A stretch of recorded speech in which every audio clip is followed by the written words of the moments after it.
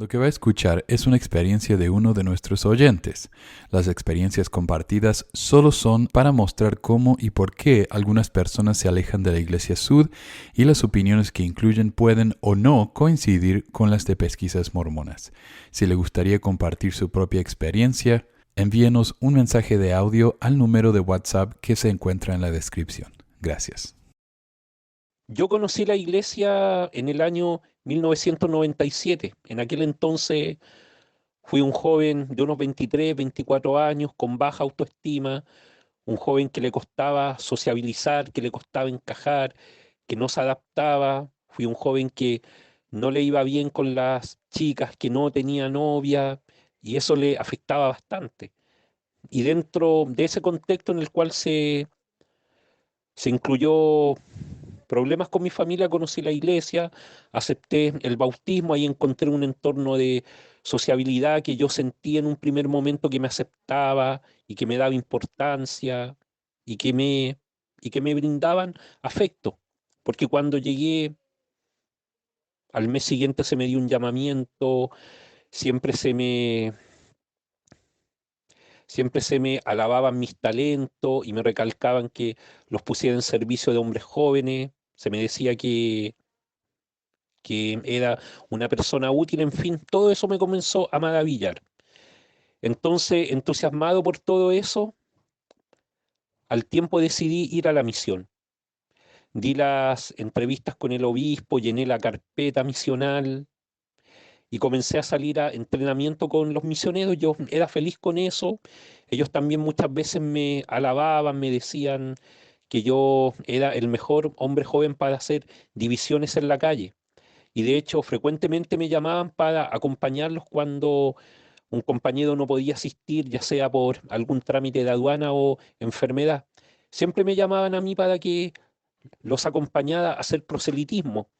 Y luego de eso comentaban en su misión que un joven llamado Ricardo era muy bueno para salir y que iba a ser un excelente misionero. Incluso también me atribuían experiencias espirituales con la gente. Y Y en ese contexto recuerdo un elder que me dijo, gracias a usted, a veces se logra entrar donde no se puede. Entonces todo eso me fue elevando de alguna forma mi autoestima y me comencé a sentir orgulloso. Y aquí viene lo malo. Cuando yo ya estaba listo para irme a la misión, cuando ya había llegado mi llamamiento, el que recibí y fui a buscar con mucho entusiasmo, ya cuando estaba mi asignación lista. O sea, en pocas palabras, cuando yo ya estaba listo para ir a Paraguay a servir como un misionero, sucedió lo siguiente. Un día yo me vi tentado a entrar a un lugar que en mi calidad de miembro de la iglesia no tenía que entrar, un club de nudistas, algo que aquí en algo que en Chile le llamamos tople. Mm, claro. Y bueno, pues esta vez sucede que salí a comprar al centro de mi ciudad y entré a ese sitio. Me vi tentado y entré. Y entonces sucedió que en dicho lugar, porque son sitios en los cuales se ejerce la prostitución, en dicho lugar yo me vi tentado a estar con una mujer, a pagar por sexo, pero yo me frené y no consumé el acto sexual. Me quedé en el roce, porque yo cuando estuve a punto recordé que no podía hacerlo porque tenía que cumplir con la ley de la castidad y tenía que ser digno para ir a la misión, perdón. Y entonces yo me frené. Yo a, a dicha persona le había pagado por sexo, incluso entramos a la habitación, pero no consumé el acto sexual. Mm. Le dejé el dinero y partí de ahí, huí. Sin embargo, como te repito, mm, nos quedamos en el roce, solo eso hicimos, no consumamos el acto sexual. Y entonces, una vez que salí de ahí, sentí el sentimiento de culpa, el agobio, y fui hasta mi capilla a, a confesar, a contar lo que había hecho. Y entonces recuerdo que el obispo no estaba y me atendió un consejero y yo le conté. Y él mostró una actitud comprensiva hacia mí, me dijo, hermano, usted tiene que luchar contra las tentaciones, yo no lo voy a criticar porque yo antes de ser miembro fui a esos sitios. Y entonces yo entiendo que uno se puede haber tentado, se entusiasme porque el tema del sexo es muy fuerte. Yo comprendo por lo que usted ha pasado, pero yo no puedo ver su situación porque es un tema de dignidad. Usted tiene que hablar con su obispo. Y yo le dije, perfecto, ningún problema porque yo deseo ir a la misión y ser digno de estar ahí. Entonces, bueno, él tomó el teléfono y llamó a mi obispo. Entonces, entonces le dijo a su consejero que vaya para mi casa, lo espero.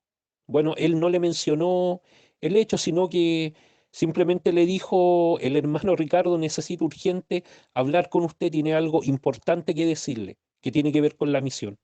Entonces ahí el obispo respondió, ya, lo espero en mi casa, que vaya. Entonces llegué a la casa del obispo y cuando abrió la puerta yo le dije, obispo, estuve en un tople donde bailan mujeres desnudas.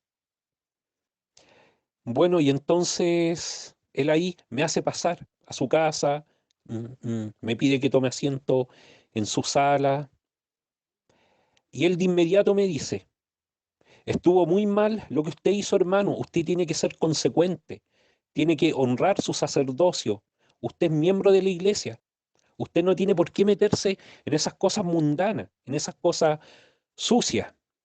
Bueno, y luego que terminó de darme ese sermón, se quedó en silencio un momento y me dijo, hermano, no lo vuelva a hacer. No es tan grave, así que se puede ir tranquilo y siga trabajando para poder llegar en óptimas condiciones al Paraguay a hacer su misión. Bueno, entonces, como mi obispo, el juez de Israel, como le llaman en la iglesia, como me dijo eso, yo me fui tranquilo, me fui en calma, porque yo sentí que había cumplido aquello de confesar mi falta ante el obispo como lo dicta la norma de la iglesia. Entonces partí a mi casa contento, feliz, porque aquel suceso no impedía ni me quitaba dignidad para ir a la misión.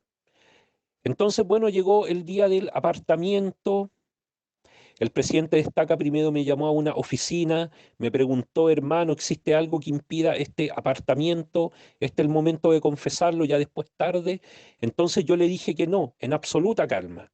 ¿Y por qué? Porque antes yo había conversado con el obispo y él me había dado el pase para que me fuera tranquilo.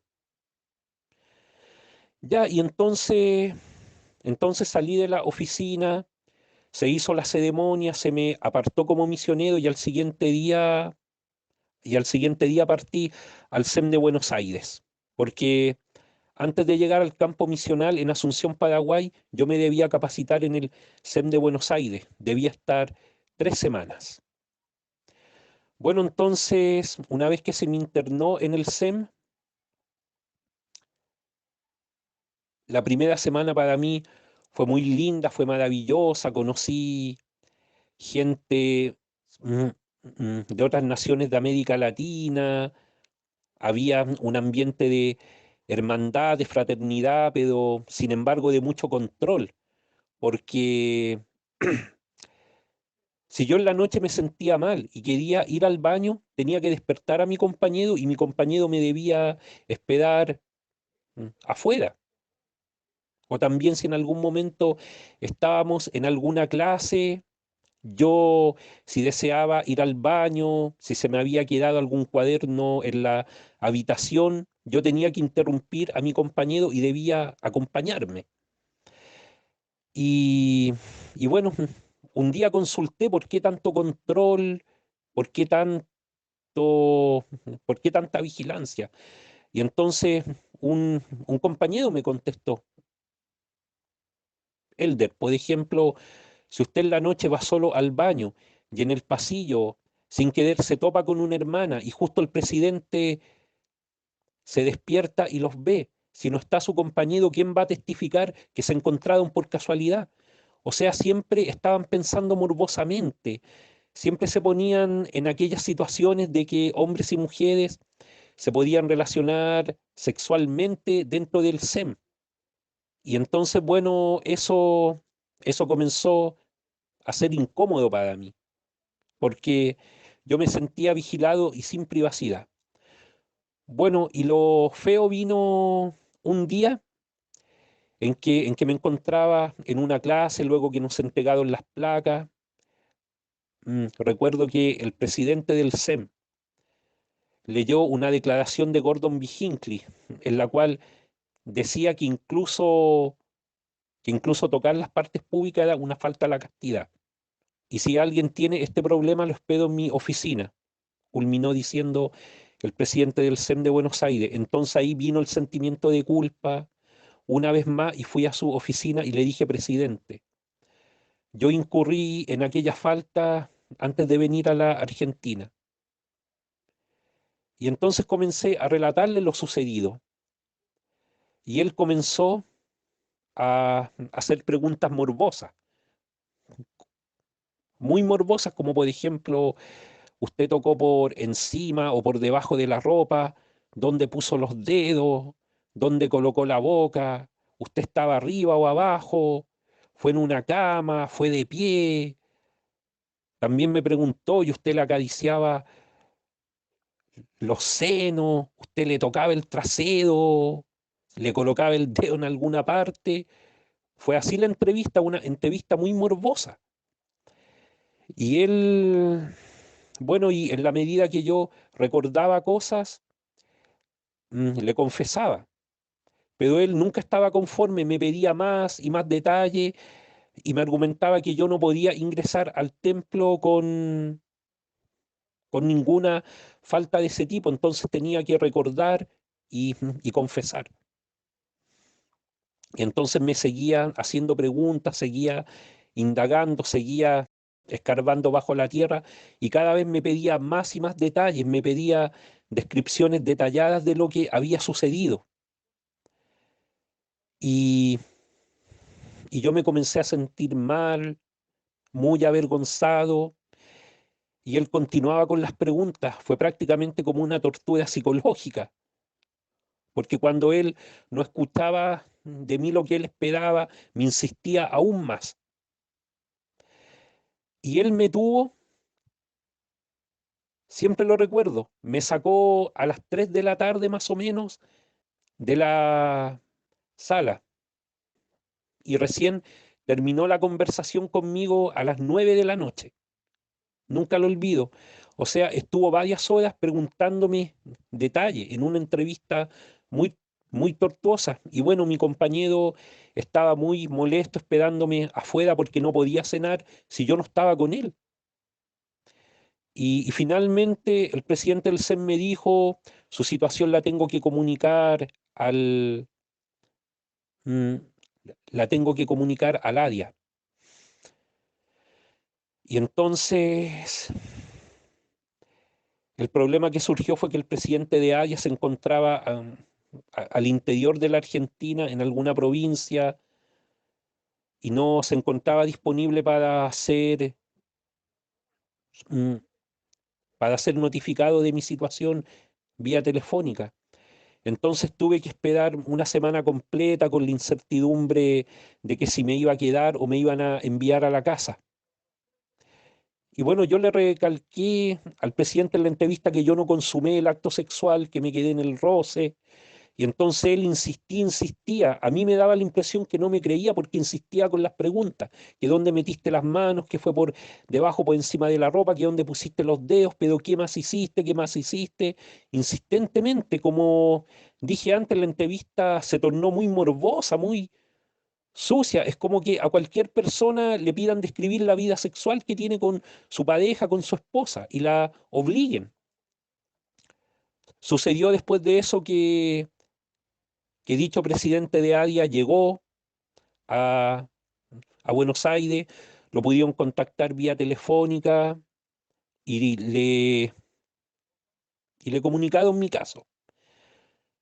Y un día que me encontraba también en una clase, ahí el presidente me fue a buscar, me llevó a su oficina y me dijo, hablé con el presidente del ADIA, el Elder tanto, prefiero omitir su nombre, y entonces me dijo, él le comunicó su situación al Lago Salado y han decidido que usted vuelva a su casa.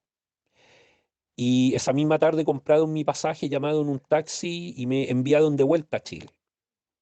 Y para mí fue un impacto muy grande porque yo jamás tuve la intención de ocultar, de esconder. Es más, luego que cometí esa falta, ese error, luego que me salí de los parámetros de la iglesia, yo busqué al obispo para confesar.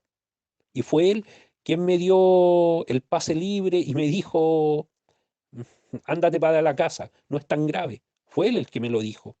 Bueno, una vez que llegué a Chile, él me estaba esperando en el aeropuerto y una vez que me recibió en compañía de otro hermano que era su consejero, él me dijo, me comunicaron del obispado, presidente, que te devuelven por problemas de castidad.